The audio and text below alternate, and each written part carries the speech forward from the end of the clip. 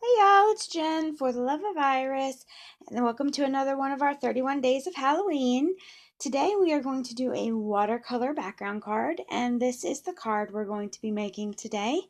It is using the Cookie Cutter Halloween. I love that set, but I haven't used the little skeleton guy that I can recall, so we're going to be using that today. Okay, so let's get started. The pieces that you're going to need, I'm going to be using a piece of watercolor paper. Let me pull you out just a tiny bit. Okay, I'm going to be using a piece of watercolor paper, and it measures 4 by 5 1/4. Piece of elegant eggplant that measures 5 3/8 by 4 1/8. Piece of pumpkin pie that measures 5 1/2 by 4 1/4. And then you're going to need a thick whisper white card base, which is 4 1/4 by 11, scored at 5 1/2. Okay, let's get started. First thing we want to do is wet our paper. Now, my aqua painter has run off. I don't know whether my daughter has taken it or my cat has taken it. My cat, by the way, has decided that he was going to help me today, and I'll show you a clip of him at the end of this video, or maybe I'll upload it separately. I think I'll upload it separately. So I'm just going to use a plain old paintbrush and some water. I've got some water off in a glass over here on the side, some clean water, and I'm just going to wet my watercolor paper just in a little bit of an area in the middle. And then I'm going to take my basic gray ink pad, and I've got just some re-inker here in the center of the lid, and I've just made a palette. And I'm going to just kind of lay down some color, not being real precise with it. I just kind of want it, I don't know, just like that, I guess. Nothing real specific. That'll work. And rinse my brush and set it aside. Okay. And that's all we're going to need with our basic gray. Now, I'm going to set this aside to dry, and while it's drying, we're going to go ahead and cut out our little man. And again, we are using the Cookie Cutter Halloween set. I love this set. I was going to use the bat, but I added sequins instead, and I may actually add a bat. I think it might need one, maybe right up here. So we'll see. We might add one, we may not. We'll see. So I am going to take our Memento ink, and I am going to stamp out my little dude here. And you can see I'm just using a scrap piece of Whisper White. And I'm using the thick stuff because I'm going to pop him up, but you can use whatever you want. And the punch. Line him up in here.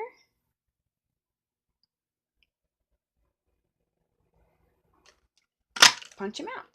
Okay. That's good there. Get rid of all of this. Now I've got my little man there. And next I am going to... Actually, I think I might heat set my paper because that may be all I need to do.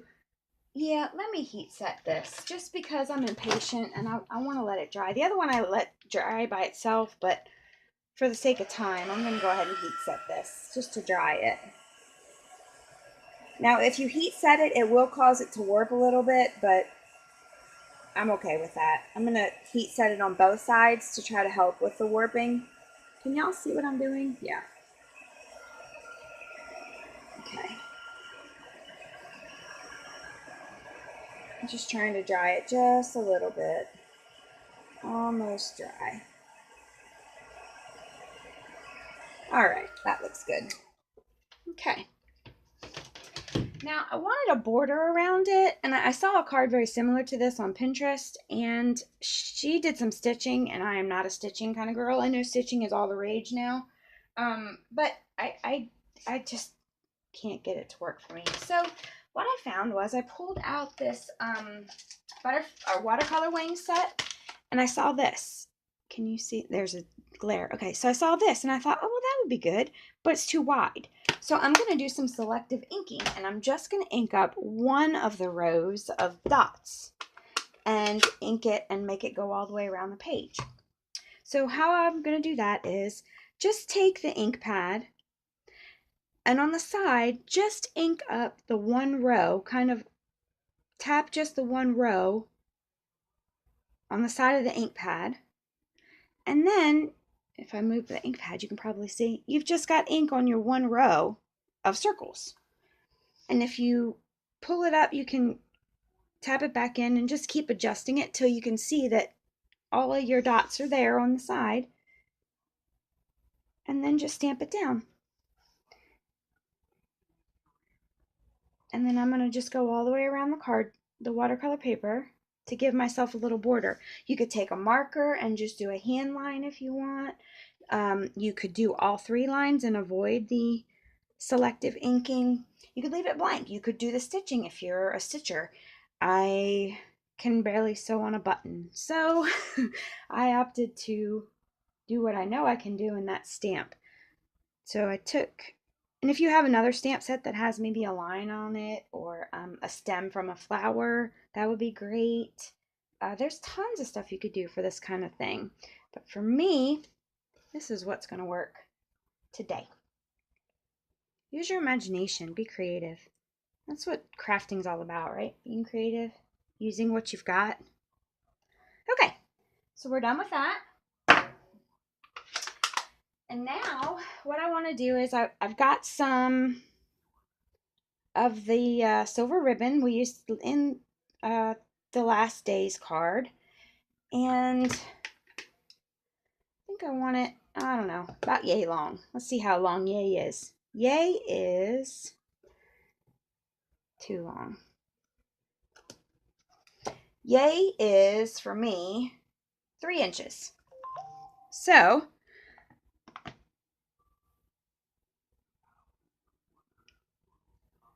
yay is 3 inches there, okay? And then I've got a piece of the Halloween Night Designer Series paper. It's just 3/4 of an inch by yay. And I'm going to flag the end of it here. Something like that. And then I've got another piece of the specialty paper, which is the polka dot one. I used it to make a project earlier. And I want it to be a little bit longer than yay. So yay and a half, maybe? Let's see. How long is that? Let's see. How about 3? Yeah, yay and a half. 3.5. Let's go with that. And I'm going to flag the end of that as well. And I'm just kind of making a cluster down here at the bottom for visual interest. And I'm not exactly sure how I'm going to have it set up, but I'm thinking it's going to be something like this, perhaps. Maybe something like this. I might move this like this. I don't know. But I'll figure that out. And then this guy's going to go up here on dimensionals. Yeah. I think I want this one here. Okay, let me glue down my ribbon first. And then I will work with the placement of the rest. Well, I say let me glue down the ribbon. I should have used snail. No, there it goes. Okay. And I'm just using Tombow because it was out on my desk. How about here? And maybe I am going to make yay a little bit shorter. Make it right here. So just eyeball it, see what you like, what you don't like.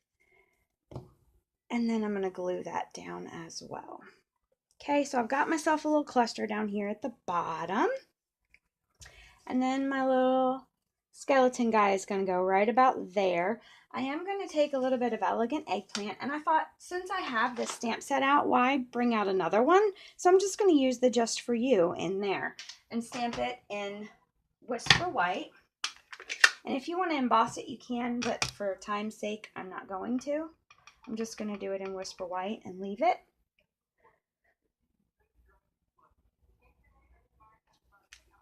Okay, Just For You. And cut this off really quickly here. And maybe trim that just a bit. I think that's a bit too long. Yeah, and then I'll flag this end too, just for consistency, to keep it cohesive. All right, let's see how we look there. What do you think? Yeah? I'm thinking I dig it. Okay. A little bit of Tombow on there. And Tombow right there. Be careful, don't smear your white ink on that. Okay, so now I'm going to take some dimensionals, and I'm actually going to use the crust because I'm just about out. So I'm going to use the crust up here and the crust in the middle. And I'm putting a lot of dimensional on here for two reasons. One, because I want it to be highly popped up, but also because I am going to be using some of the metallic thread, and I want a place for it to stick. So what I'm going to do is take my metallic thread, and the way I do it is I wrap it around like 4 fingers. Well, if I can get it to start. 4 fingers, and then 2 fingers, and then 3 fingers. And that kind of gives it different lengths to make it so that it's not just one big old circle. 3 fingers, and then 4 fingers. And then I'll just cut it when I have enough. And it's just going to make a big hot mess. And that's what we want. And then remove one of your dimensional tabs. Grab the end of your metallic thread, and where your end is right here, just kind of stick it down on your dimensional. Okay, so now we've got this skeleton that has this crazy amount of hair and thread and linen crap everywhere. Now you can remove the rest of your dimensionals and just use your paper snips to kind of push down some of the stuff to make it a little bit less of a mess, but strategic mess, maybe? I want this one to go over here, but it doesn't want to stick. There it goes. Okay, and then pop him down into place where you want him. That piece didn't listen after all. Okay, there it goes. Isn't that cute? Love it.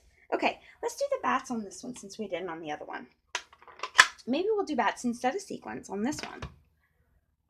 I'm using basic black archival ink and the bat. Maybe one there. Sweet. And one there. Ah, love it. I like the bats. I think it's good. I know you're supposed to do 3, but I'm going to leave it at 2. I am. I'm just going to leave it at 2. Okay. Let me clean this off because that archival ink has a tendency to stain, and I wanted to get it off. If you get it off real quickly, see, it doesn't stain. All right. Now I am going to mount this onto my elegant eggplant.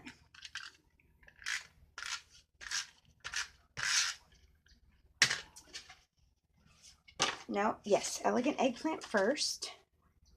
I was going to say, no, I told you a story, but that's correct. Elegant eggplant. That's so cute. I think I like the bats better than I do the sequins. Y'all leave me a comment. Let me know what you think. If you like the bats or the sequins better.